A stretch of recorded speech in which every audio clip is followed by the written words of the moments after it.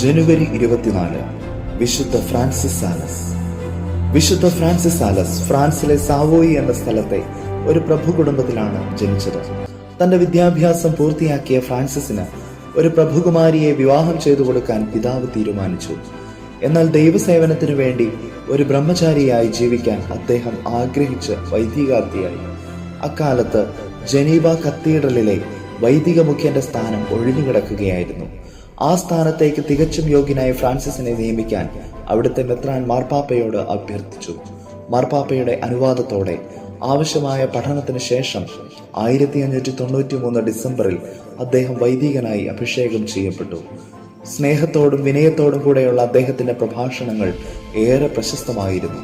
സാധാരണക്കാർക്ക് വേണ്ടി അനേകം ലഘുലേഖനങ്ങൾ അദ്ദേഹം എഴുതിയിരുന്നു. സ്ഥലത്തെ മെത്രാപ്പോലിത്തയുടെ മരണത്തെ തുടർന്ന് ഫ്രാൻസിസ് അവിടുത്തെ മെത്രാപ്പോലിത്തയായി. ലൗകിക ജീവിതം ഉപേക്ഷിച്ച് ക്രിസ്തുവിനു വേണ്ടി സേവനം ചെയ്യാൻ സന്നദ്ധരായ സ്ത്രീകൾക്കു വേണ്ടി അദ്ദേഹം വിശുദ്ധ ജെയിൻ ഫ്രാൻസിസ് ഷന്താളിന്റെ സഹായത്തോടെ സ്ഥാപിച്ച സന്യാസിനി സമൂഹമാണ് ഇന്ന് വിസിറ്റേഷൻ സഭ എന്ന് അറിയപ്പെടുന്നത്. ഫ്രഞ്ച് സാഹിത്യകാരന്മാരിൽ പ്രശസ്തനാണ് വിശുദ്ധ ഫ്രാൻസിസ് സാലസ്. 1622 ഡിസംബർ 28 അദ്ദേഹം നിത്യസമ്മാനത്തിനായി വിളിക്കപ്പെട്ടു. എഴുത്തുകാരുടെയും സാഹിത്യകാരന്മാരുടെയും സ്വർഗീയ മധ്യസ്ഥനാണ് വിശുദ്ധ ഫ്രാൻസിസ് സാലസ്. നമുക്കും ഈ വിശുദ്ധന്റെ മാധ്യസ്ഥം തേടി പ്രാർത്ഥിക്കാം.